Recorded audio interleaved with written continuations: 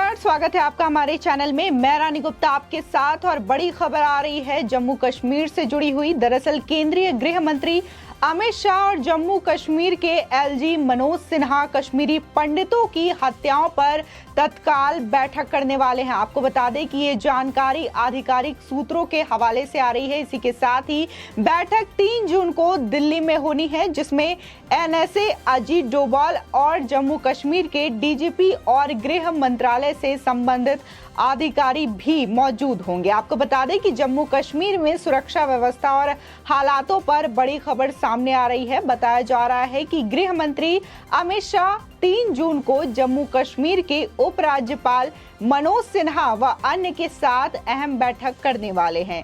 इस दौरान वे कश्मीरी पंडितों की हत्या और घाटी की स्थिति की समीक्षा करेंगे। साथ ही बताया जा रहा है कि ये बैठक घाटी में आतंकवादियों द्वारा हिंदू सरकारी कर्मचारियों की लक्षित हत्याओं और प्रशासन के द्वारा की जा रही अमरनाथ यात्रा की तैयारियों को लेकर के हो रही है। साथ ही अमरनाथ यात्रा इस माह के अंत में शुरू होगी। बता दें, बैठक दिल्ली में होनी है, जिसमें एनएसए डोभाल और जम्मू कश्मीर के डीजीपी और गृह मंत्रालय से संबंधित अधिकारी हिस्सा लेंगे। आपको बता दें, इससे पहले केंद्रीय गृह सचिव अजय कुमार भल्ला ने एक उच्च स्तरीय बैठक की। इस दौरान जम्मू कश्मीर के मुख्य सचिव और अन्य वरिष्ठ सचिव भी मौजूद रहे। इसमें जम्मू कश्मीर में प्रधानमंत्री विकास पैकेज के तहत परियोजनाओं के कार्यान्वयन की समीक्षा की गई। आपको बता दें कि इस दौरान उन्होंने घाटी में कश्मीरी पंडितों प्रवासियों के लिए 6000 मकानों के निर्माण की जानकारी देते हुए बताया कि ज्यादातर मकानों पर काम तेज गति से चल रहा है। साथ ही भल्ला ने बताया कि दिसंबर 2022 तक करीब 1324 मकानों का काम पूरा भी हो जाएगा। आपको बता दें कि कश्मीरी पंडितों के पलायन का पार्ट 2 शुरू हो रहा है। लगातार टारगेट किलिंग से डरे कश्मीरी पंडितों ने घाटी छोड़ने का फैसला लिया है।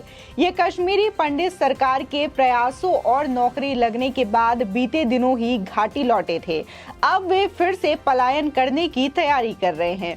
वहीं कश्मीरी पंडितों की टारगेट किलिंग के चलते केंद्र सरकार एक्शन में आई है। बता दें, गृह मंत्री अमित शाह जम्मू कश्मीर के उपराज्यपाल मनोज सिन्हा के साथ बैठक करने जा रहे हैं।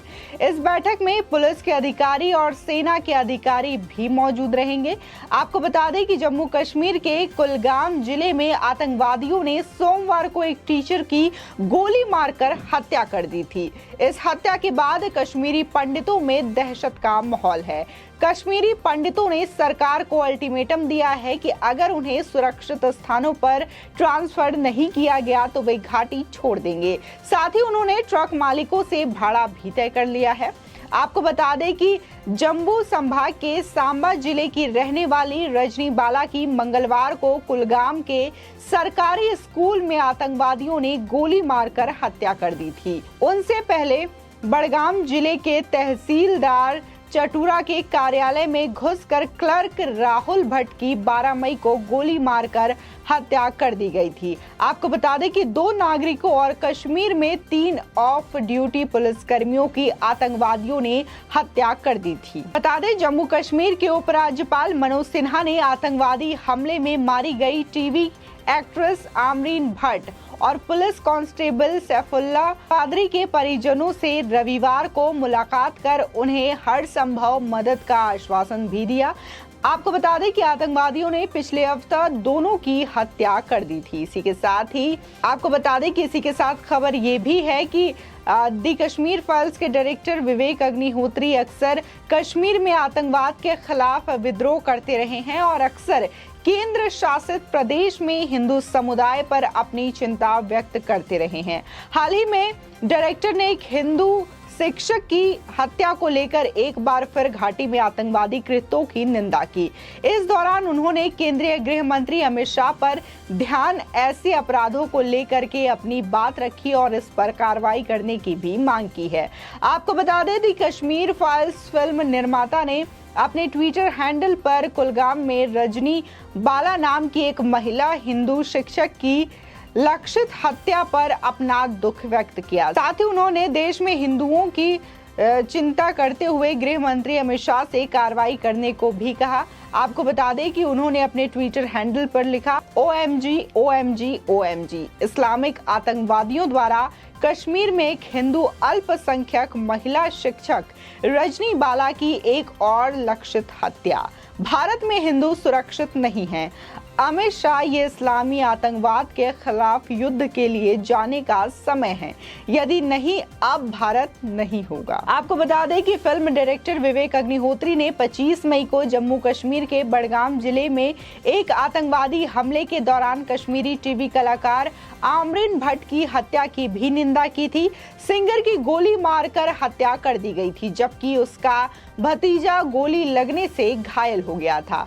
आपको बता दें कि अक्सर कश्मीरियों की दुर्दशा के बारे में बात करने वाले डायरेक्टर ने दावा किया है कि आमरीन को गैर इस्लामिक और अनैतिक होने के कारण मारा गया है। साथ ही गृह मंत्रालय की तरफ से जारी बयान के मुताबिक LG मनोज सिन्हा जम्मू कश्मीर की जमीनी स्थिति की जानकारी देने के लिए दिल्ली आएंगे। आपको बता दें कि जम्मू कश्मीर में टारगेट किलिंग को लेकर के विपक्षी दल केंद्र सरकार को घेरने की कोशिश में लगी हुई है। हाल ही में घाटी में टारगेट किलिंग पर हवाला देते हुए अब्दुल्ला ने कहा कि उन्हें यानी कि सरकार को सुरक्षा पहलू के बारे में सोचना होगा। आपको बता दें कि कश्मीर में ये मौतें 5 अगस्त 2019 से लगातार हो रही है, जिस दिन केंद्र सरकार ने जम्मू और कश्मीर का विशेष दर्जा हटा दिया और जम्मू कश्मीर को केंद्र शासित प्रदेश घोषित किया। सरकार ने कश्मीरी पंडितों के वापसी के प्रयास किए, उन्हें नौकरियां दी गई और रहने के लिए घर भी दिए गए। इसके बावजूद अभी भी जो आतंकवादी हैं वो लगातार वहां पर टारगेट किलिंग कर रहे हैं। जो भी लक्षित हत्याएं की जो मामले हैं वो सामने आ रहे हैं लगातार, जहां देखा गया कि पिछले दिनों किस तरीके से एक टीचर रजनी बाला की हत्या कर दी जाती है। इसी के साथ ही टीवी एक्ट्रेस आमरीन भट्ट की भी हत्या कर दी जाती है और वहां पर जो आतंकवादी हैं के द्वारा ये टारगेट किलिंग की जा रही है। आपको बता दें कि एक बार फिर से कश्मीरी हिंदुओं के मन में ये डर बैठ गया है और वो फिर से सरकार की ओर देख रही है कि सरकार इस पर कोई एक्शन ले। आपको बता दें कि अमित शाह ने इस पर समीक्षा करने के लिए और जिस तरीके से वहां पे टारगेट किलिंग हो रही है उसको देखते हुए वहां के जो LG हैं मनोज सिन्हा, उनके साथ मीटिंग फिक्स की है जो कि 3 जून को होनी है और इस पर अजीत डोभाल भी शामिल होंगे। इसी के साथ ही जो कई वहां पर गृह मंत्रालय के अधिकारी हैं वो भी मौजूद रहेंगे। इसी के अलावा जम्मू कश्मीर के DSP भी मौजूद रहेंगे और उसके बाद तमाम समीक्षाएं की जाएंगी, क्योंकि इस वक्त जिस तरीके से जम्मू कश्मीर में टारगेट किलिंग हो रही है वो जो आंकड़ा है वो दिन ब दिन बढ़ता जा रहा है और केंद्र सरकार इससे एक्शन में आ गई है। और अब अमित शाह देश के गृह मंत्री जाने जाते हैं अपने कठोर फैसलों की वजह से। किस तरीके से उन्होंने धारा 370 लागू किया, किस तरीके से तमाम डिसीजंस लिए, सारे इसी वजह से अमित शाह को जाना जाता है। और इस बार ये कहा जा रहा है कि इस बार अमित शाह जो है कोई तगड़ा एक्शन लेंगे जिससे कि ये जो टारगेट किलिंग हो रही है जम्मू कश्मीर में उस पर रोक लगाई जा सके। इसी के साथ ही जिस तरीके से वहां पे अजीत डोभाल भी हिस्सा लेंगे इस मीटिंग पे, तो इससे भी कई बातें जो हैं वो निकल करके सामने आती हैं। कहा जा रहा है कि एक बार फिर से टारगेट किलिंग की वजह से जो वहां पर कश्मीरी पंडित एक बार फिर से जा करके बसाए गए हैं सरकार के द्वारा, तो अब फिर से वो पलायन करने को मजबूर है, क्योंकि इस तरीके से आतंकवादियों के द्वारा हत्याएं की जा रही है तो इससे कहीं ना कहीं उनको चिंता है और डर का माहौल है। देखा गया कि 1990 में किस तरीके से ऐसे ही टारगेट किलिंग के जरिए, भेदभाव के जरिए वहां पर कश्मीरी हिंदुओं ने पलायन किया था और उसकी गवाही जो अभी फिल्म आई थी द कश्मीर फाइल्स उसमें देखने को मिली।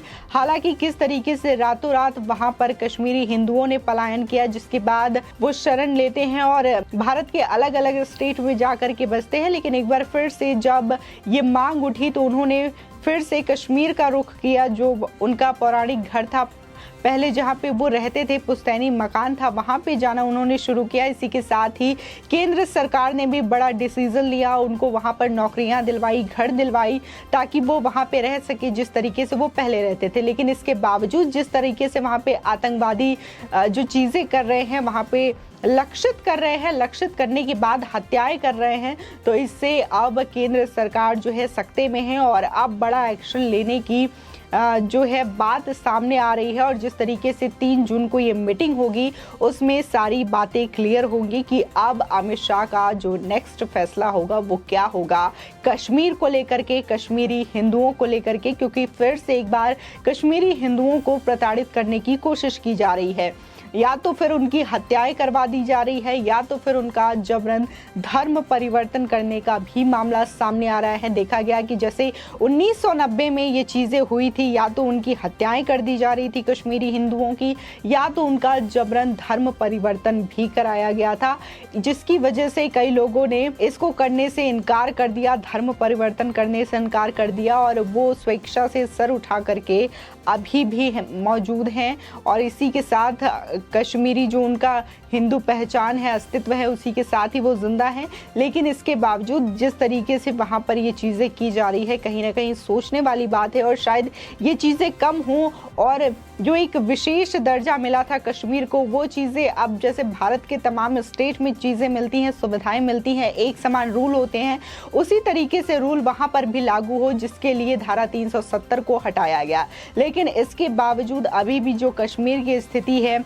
सरकार के इतने प्रयास किए जा रहे हैं कि वहाँ की स्थिति को सुधारी जाए, वहाँ के जो युवा हैं वो रोजगार करें और जो वहाँ की महिलाएं हैं वो स्वतंत्र रहें और वहाँ का जो पूरा माहौल है उसको चेंज किया जा सके। जिस तरीके से कश्मीर को कहा जाता था धरती का स्वर्ग, वैसा ही वो फिर से वापस लौट सके, इसकी सरकार जो है पूरी कोशिश कर रही है। और आने वाले समय में ये देखने को भी मिलेगा, क्योंकि धारा 370 हटाने से कई फायदे अब कश्मीर के नागरिकों को सरकार के द्वारा सीधे सीधे उन तक पहुंचाई जा सकेगी और बीच में कोई तीसरा व्यक्ति नहीं आएगा जब सरकार और जनता का संवाद सीधे सीधे होगा। आपकी इस खबर पर क्या राय है, हमारे कमेंट सेक्शन में जरूर बताएं।